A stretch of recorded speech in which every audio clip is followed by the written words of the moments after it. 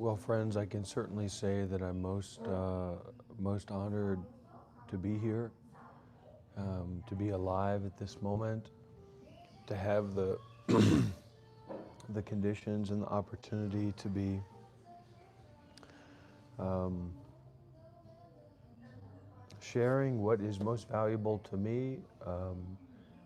Buddhism and meditation and the teachings leading to the end of suffering. That's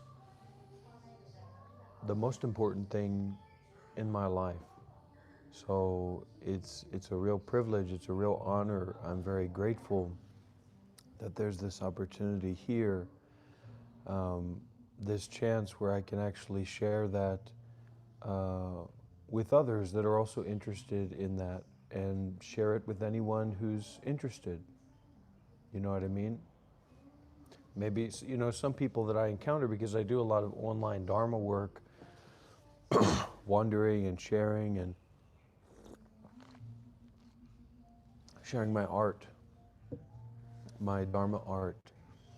Um,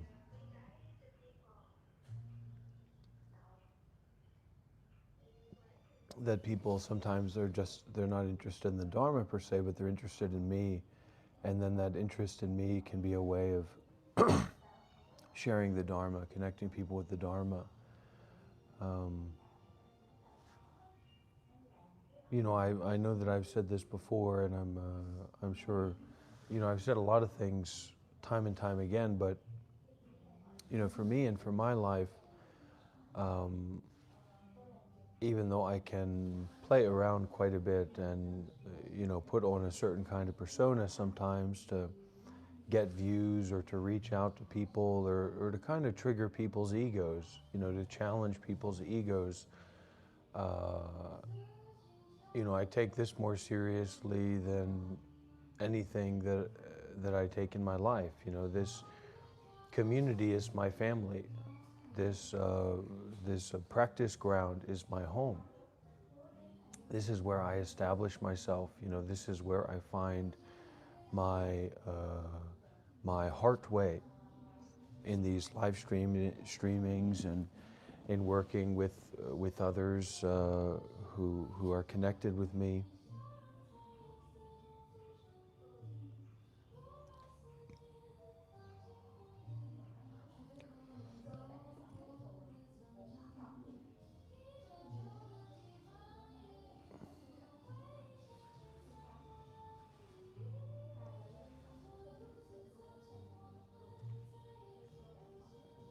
And it's this I don't know that there is such a thing as an ideal environment, you know what I mean, or an ideal situation.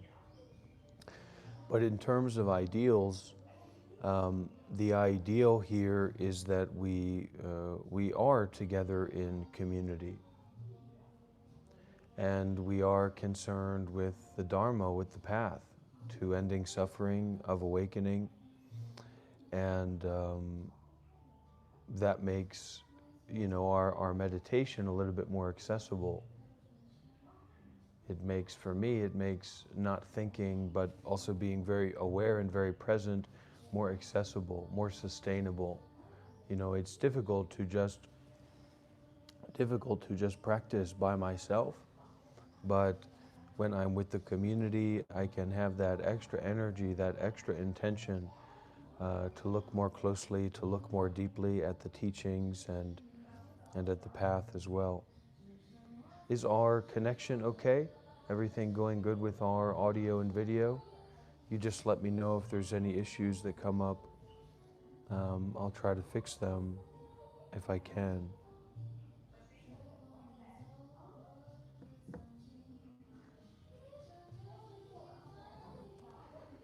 Namo tassa bhagavato arahato samma sambuddhassa.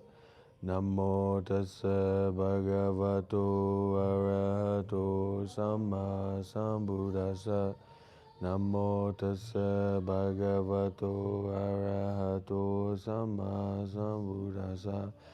Buddham Saranam Gacchami, Dhammam Saranam Gacchami, Sangham Saranam Gacchami, Dutiyampi Buddham Saranam Gacchami, Dutiyampi Dhammam Saranam Gacchami, Dutiyampi Sangham Saranam Gacchami, Tatiyampi Buddham Saranam Gacchami, Tatiyampi Dhammam Saranam Gacchami, Tatiyampi Sangham Saranam Gacchami.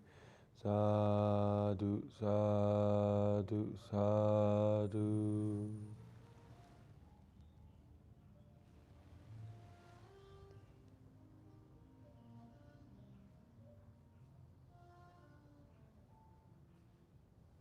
And please try to remember that this live stream is not about you.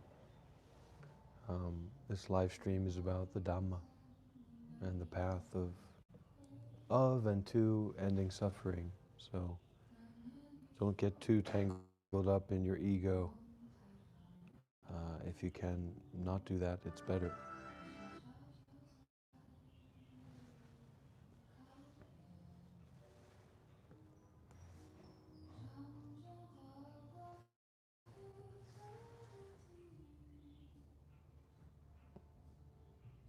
How is everybody doing? Are things going okay?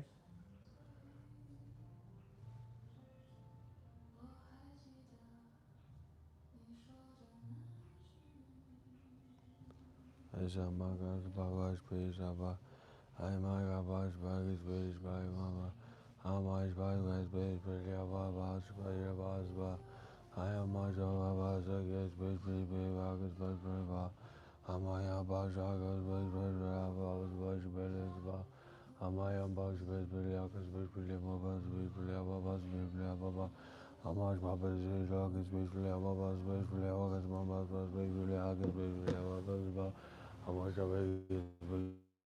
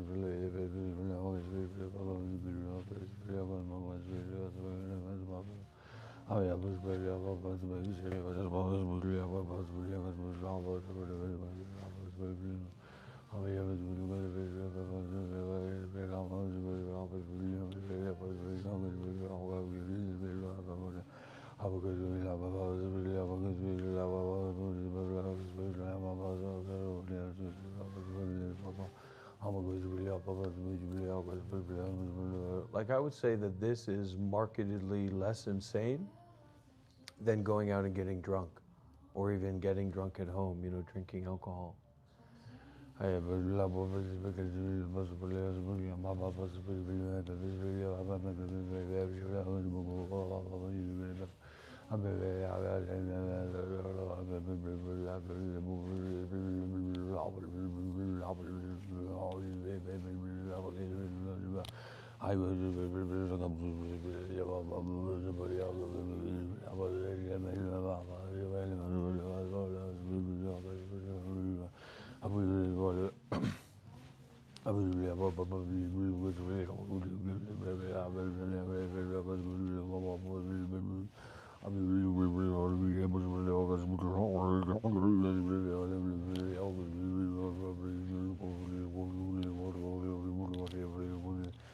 Yeah, make sure that everybody has WhatsApp. Please make sure that you're signed up on WhatsApp, as a part of the community. And I think soon, as it comes up, we'll make a WhatsApp group for some of the regular Sangha members to be in connection. But also we have to see the unnecessariness of that as well and connect through the Dhamma in the here and now. This is something that's been coming up more recently. So there's a few different dimensions there.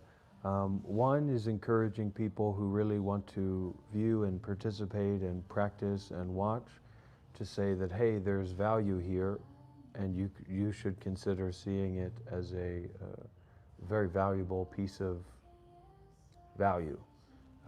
So you should consider, there's nothing expensive about, donating or offering $10 a month to, to the temple, to the meditation center, whatever. There's something very accessible about that. Two is some self-protection. If we get a little bit wet and wild, then that's not necessarily something that everybody's ready to receive. It could be a little bit confusing. Three, if you are a member of the Sangha, then you don't need to watch that video, so it's a chance for detachment. Four, usually it's a temporary, I'll put it up or down, or I'll go back to just being it open or public.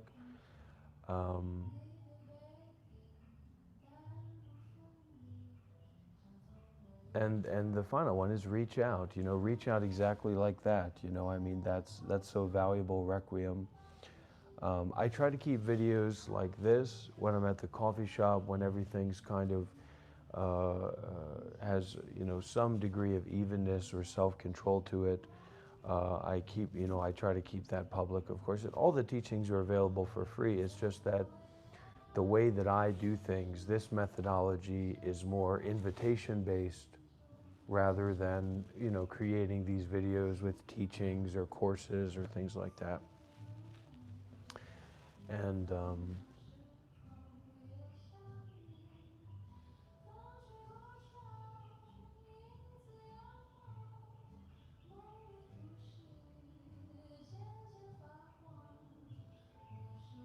so it is what it is.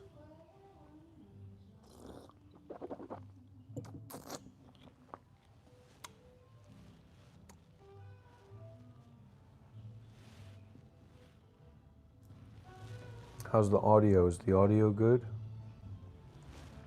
Nice background sounds.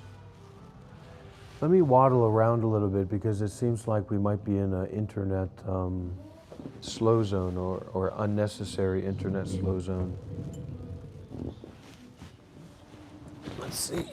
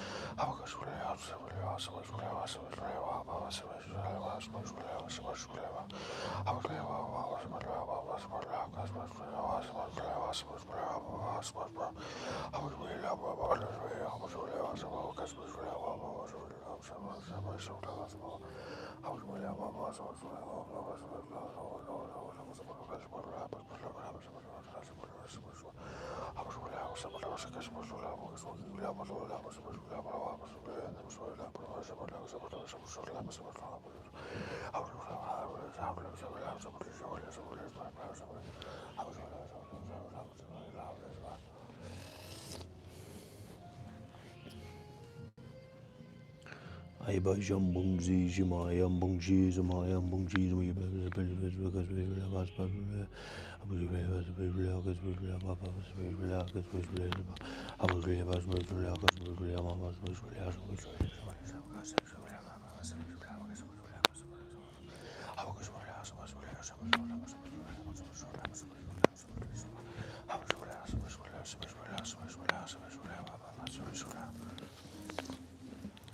Ayam Bunji.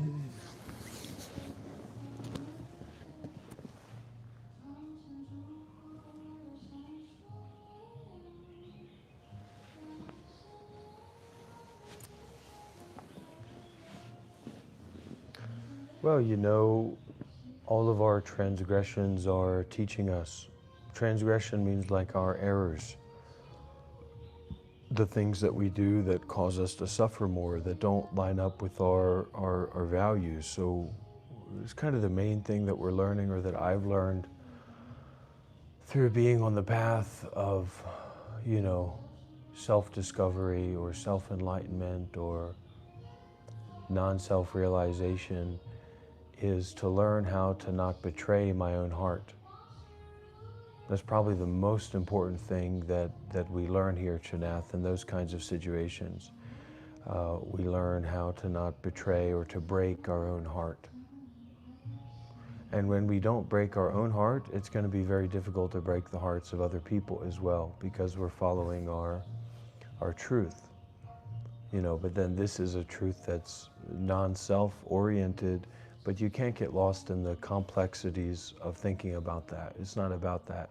You have to first work with you not betraying yourself, because you have to be your own best friend, period. That's what it always has to come down to.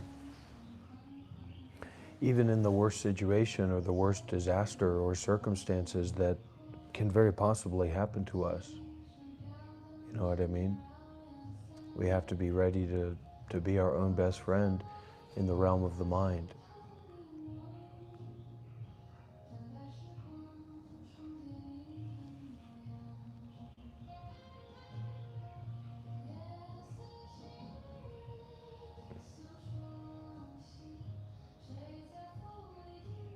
Get out there and walk a little bit more. Be a little bit more flexible. Be a little bit more open.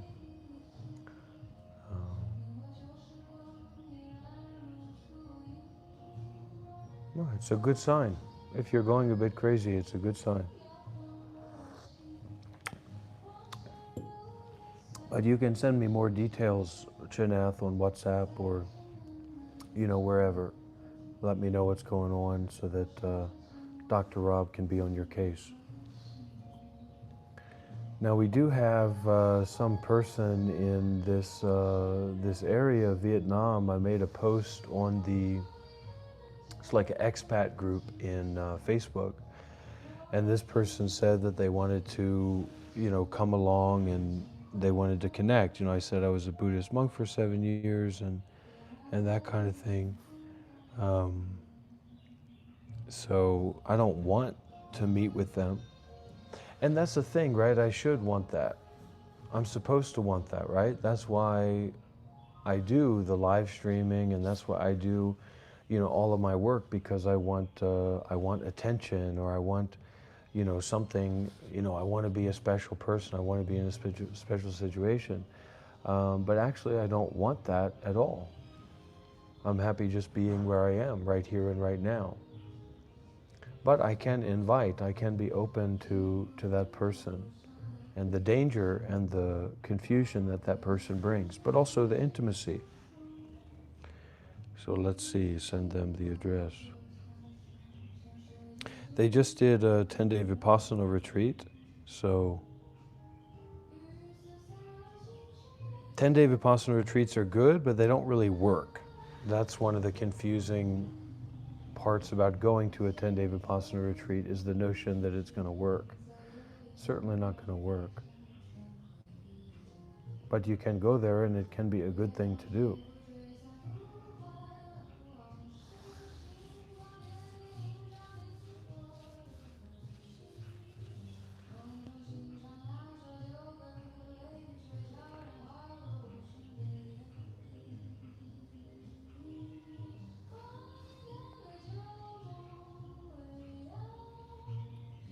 Be respectful to your teacher, Kohoi.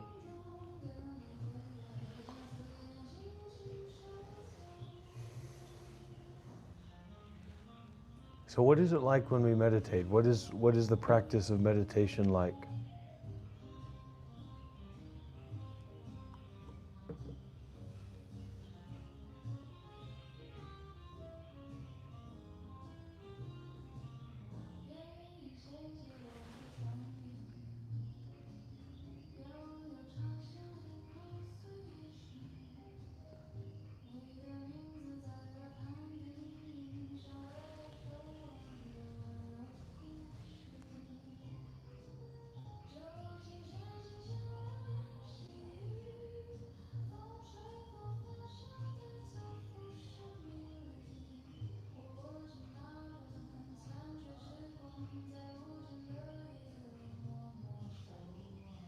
And how do we really get concerned with wisdom? How can we really be sure that we're being informed by wisdom, by insight?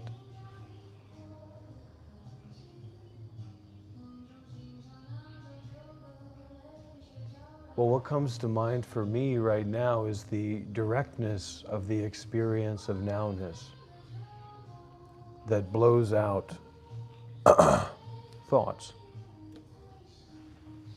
Thoughts are irrelevant in the directness of the experience of nowness. I don't know if that sounds relatable to anybody here.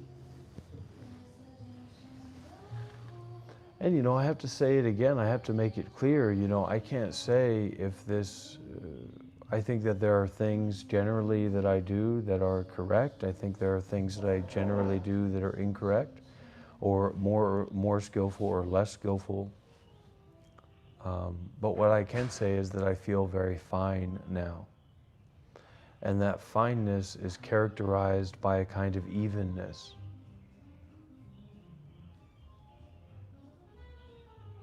And I would say, I think it would be fair to say the evenness of awareness. But it doesn't always feel that way.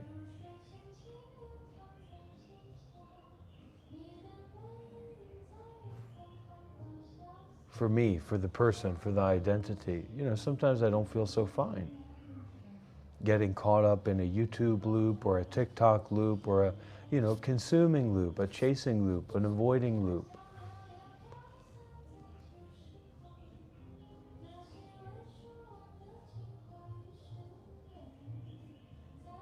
You know, so like the profoundness or the specialness is not in the way that my face looks or whatever, but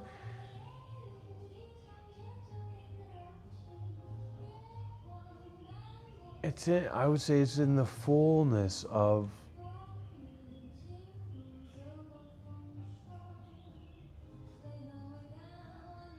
openness to the irrelevance of thoughts and not non-thoughts, or thoughts happening in the absence of thoughts.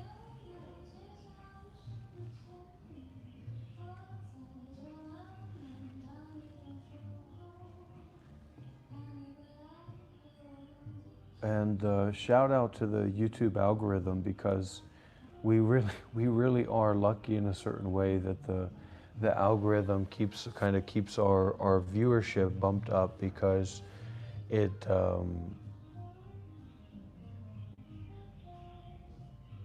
it gives more of this sense of presence and this sense of generosity, you know, to get my blood flowing, and then, you know, to be able to share and get everybody else's blood flowing as well.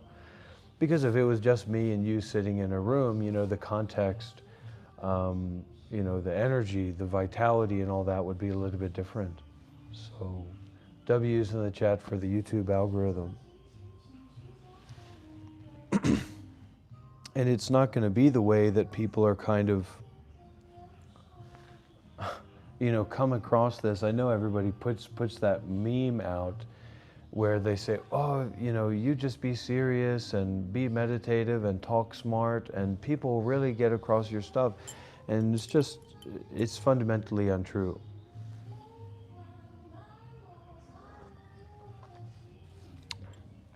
Cheers to that, Jujutsu Hotline.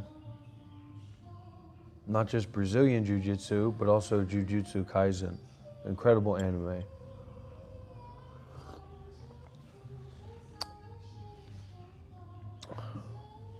Yeah, that's a good one, Jiu-Jitsu Hotline. I like that a lot. Got to get a gifted membership for you or something.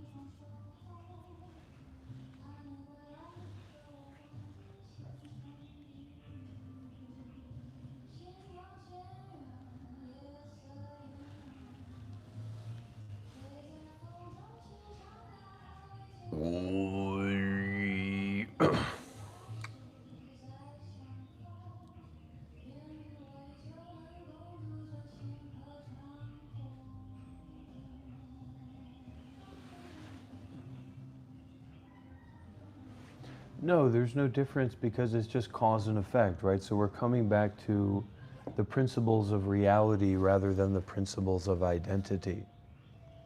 So identity is an opinion or a story or a belief about reality, but it's not a principle of reality. It's like, how can you practice identity? You can only practice identity by believing in the notion of identity as being real. Whereas impermanence doesn't need to be practiced because it's a mark or it's a law of reality, of nature. So we see, we understand, I love this person, I hate that person, I like this, I don't like that, and yet what I like and what I dislike and I and not I are just things that are subject to impermanence.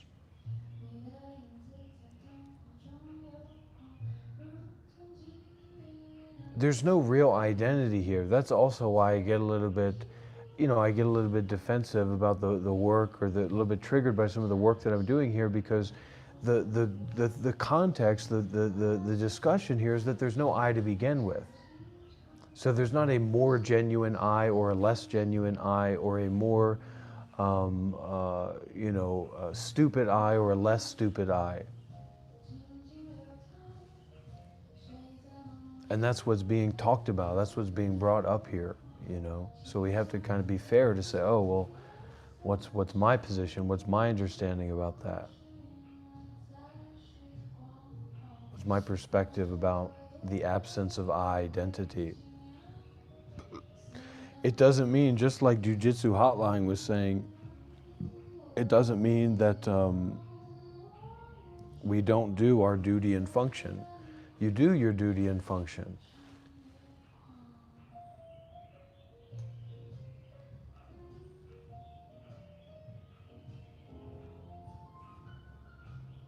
Seeing through eyelessness.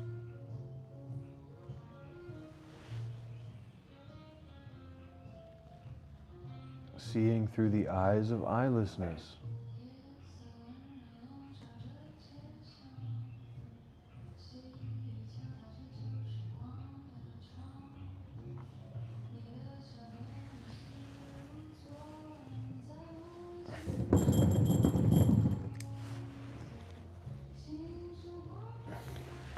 There's always going to be positive elements and negative elements, but you're not going to be able to meditate if you keep fixating or resolving around this habit energy of the ego to focus on these positive and negative elements. You have to get over the liking and disliking. You have to be open to abandoning that. Giving the irrelevance to liking and disliking.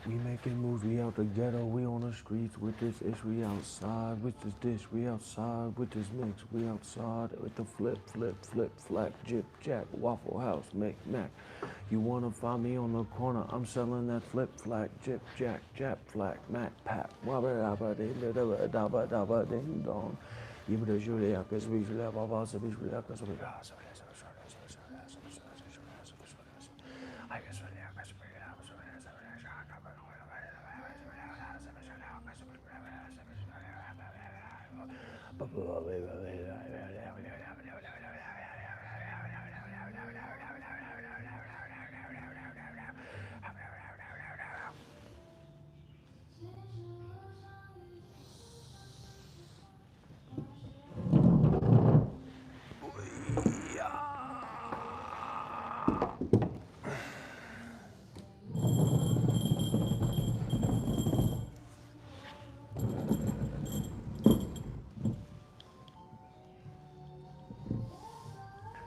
I'm on that flip, flap, applejack, rip, rhyme, double stack, flip, flap, applejack, rip, rhyme, double stack, flip, flap, flop, flying, chip, jack, apple stack, jamako, watna mea, tasha leana, eya mako shueana, maka kuea, vakuena, ma, eya majuela, I'm going to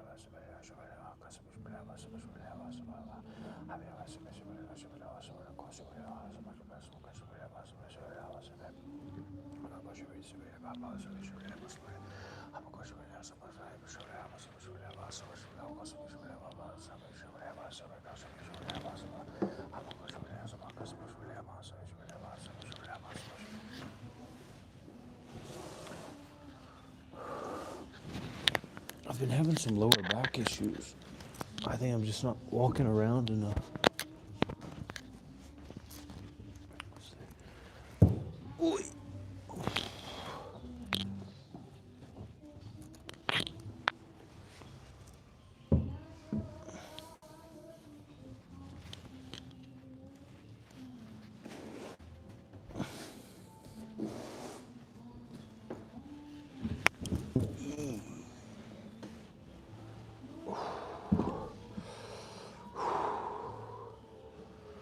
does offer some support. That's nice.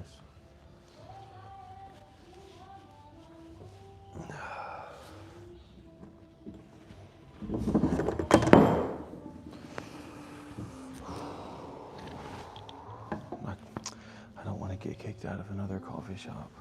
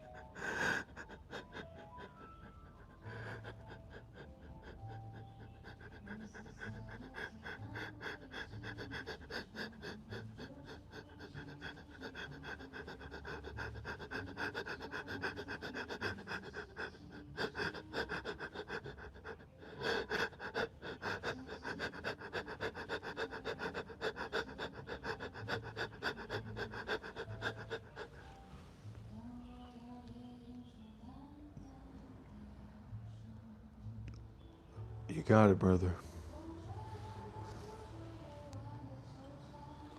We ain't cheap around here.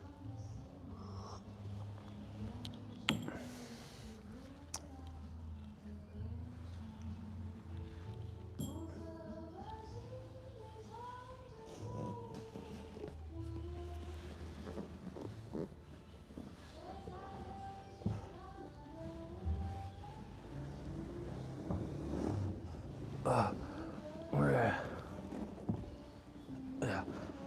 Oh. Oh, that's nice.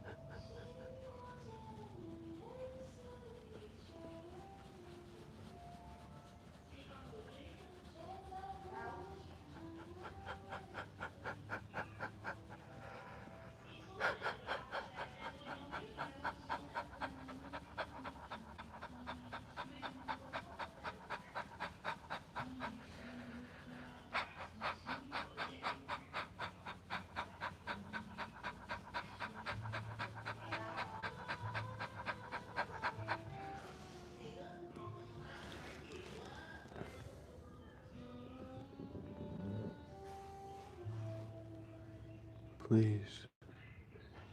Please. Please. Please. Please. Please. Please. Please. Please.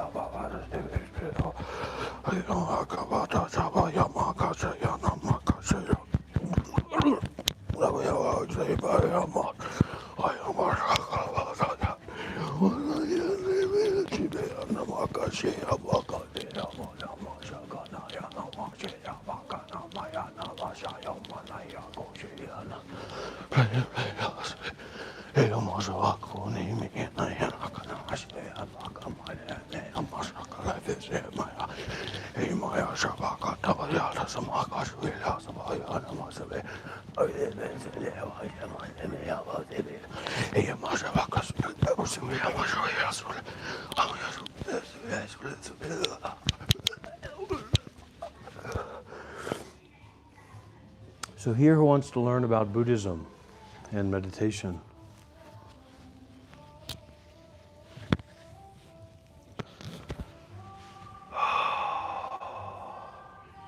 You know, not everybody knows this about me, but I was actually a Buddhist monk for 7 years.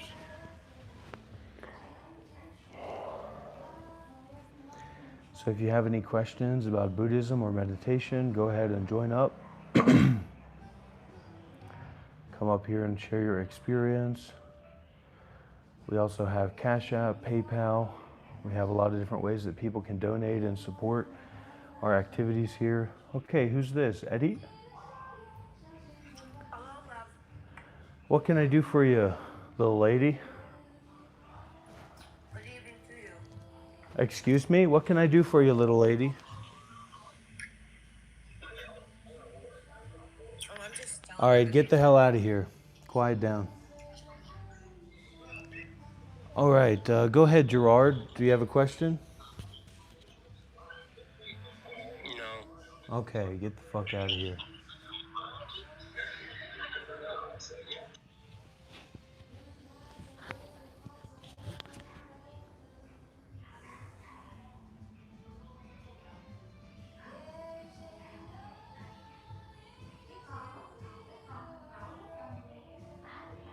Whether you like it or not, this is the highest standard of spiritual teachings that are currently available live on TikTok and live on YouTube, whether you like it or not.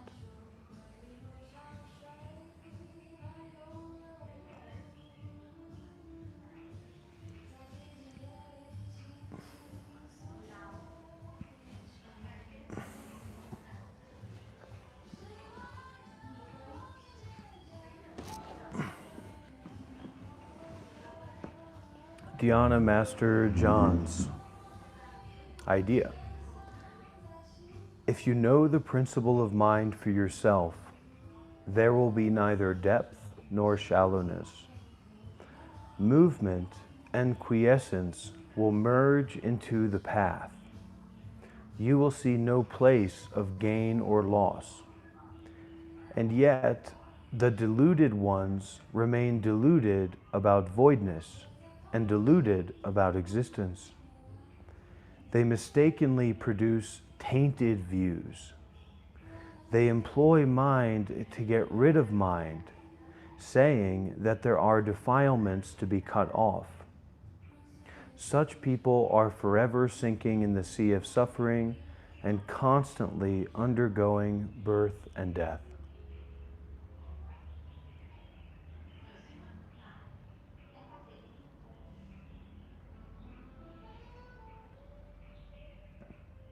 Dhyana Master Ko says, presumably Huiko. JJ Tim, please put your question through a super chat. We are taking questions, but please, make a little bit of an offering. $20 at least, at least $20, $50 or so is a fair donation. Dhyana Master Ko says, because common men lack understanding, they say that the past differs from the present, and they say the present differs from the past. Furthermore, they say that apart from the four elements, there is an addition, the Dharma body. When you understand, the five aggregates right now are the perfect pure nirvana, and this body and mind are endowed with the 10,000 practices. Truly, this is proclaimed as the great thesis.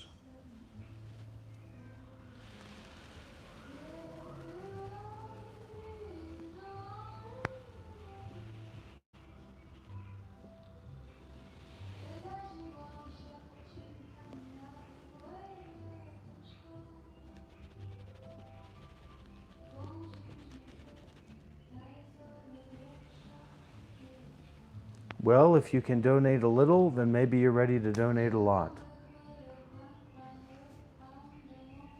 If you have such an understanding, you see the bright, pure pearl in the sea of defilements, and you are capable of illuminating the darkness of all sentient beings in radiance, so the radiant light of awareness, illuminating the darkness of false thoughts, wrong views, tainted positions and perspectives, illuminating into of awareness. So we accept donations through PayPal, through, Patreon is a less ideal way to do it. We accept bank transfers, we accept cash money. Dhyana Master Liang says, when you clarify the truth of all dharmas, in reality there is neither identity nor difference. Speaking in esoteric and exoteric terms, there are the two modes of rolling up and stretching out. In the case of the rolling up mode, without seeing the arising of mind and without examining, understanding, or practice, trust to the feelings in your actions and intrinsically dwell in the Dharma of the Buddhas. In the case of the stretching out mode, mind stretches out to connect to the other. It is manipulated by name and profit, drawn in by cause and effect, bound by is and is not, and unable to exist in and of itself. This is called the stretching out mode.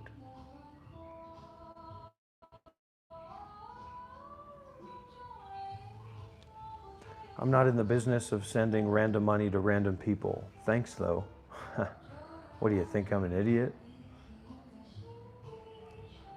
Master Tan says, all dharmas refers to the five aggregates. What are the five aggregates? They are the constituents of a person: form, feeling, hot, cold, good, bad, mental images, or the symbolizing function, will, or latent mental tendencies inherited from the past and past lives, and consciousness, or differentiating function, the function of picking and choosing, making decisions. Therefore, the Buddha says, they are intrinsically pure from the outset, that the mundane is the supramundane. Because sentient beings are deluded about the mundane, they say they are dwelling in the mundane. When you understand, the mundane and the supramundane do have void names, but in reality, there is no mundane or supramundane to be apprehended. One who has such an understanding is a person who knows the meaning of the five aggregates.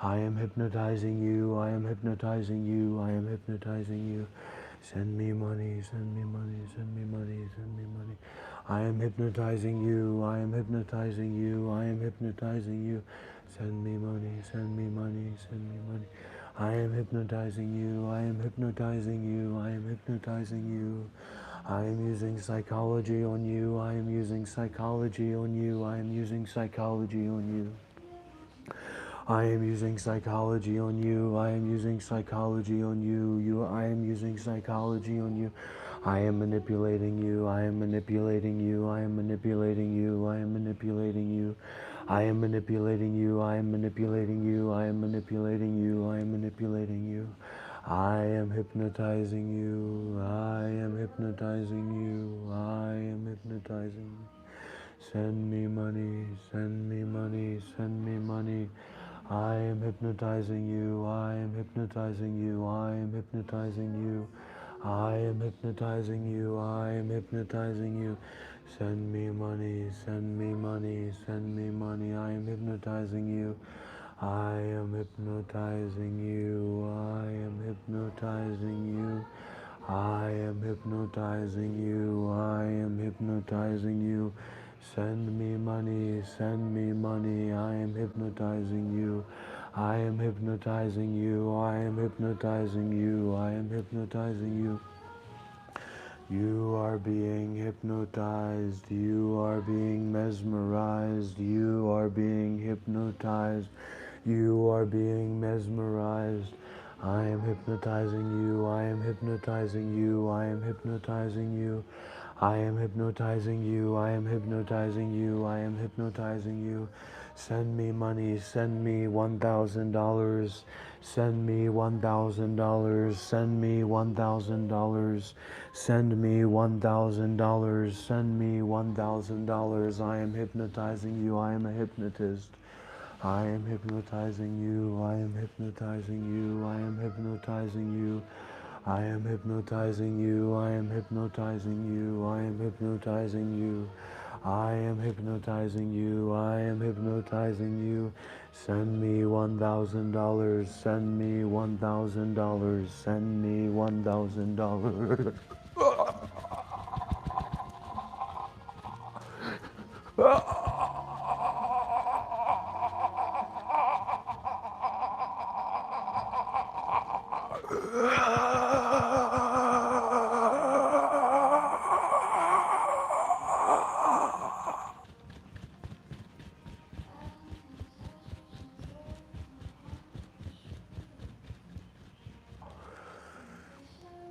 I am hypnotizing you. I am hypnotizing you. I am hypnotizing you. I am hypnotizing you. I am hypnotizing you. I am hypnotizing you. I am hypnotizing you. I am hypnotizing you. Send me money. Send me money. Send me money. Send me money. Send me money. I am hypnotizing you. I am hypnotizing you. So anyway, what I was saying about the greatness of this Bodhidharma anthology by Jeffrey Broughton is that we actually have something to talk about when it comes to deep spirituality. We have deep tracks to reference. It's just like liking jazz without having a connection to the recognized deep tracks of jazz to compare and contrast with, to talk about, to check in about. So we can look closely and look deeply and look directly at these Zen teachings, and we can understand that Buddhism is a gold standard of enlightenment-related spirituality, that these Zen masters are our good friends, our real friends.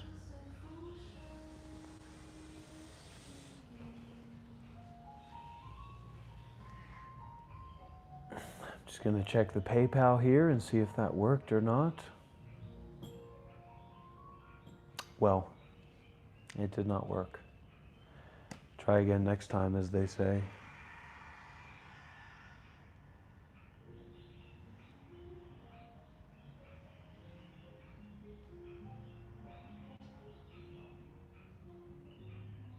I need to take a break.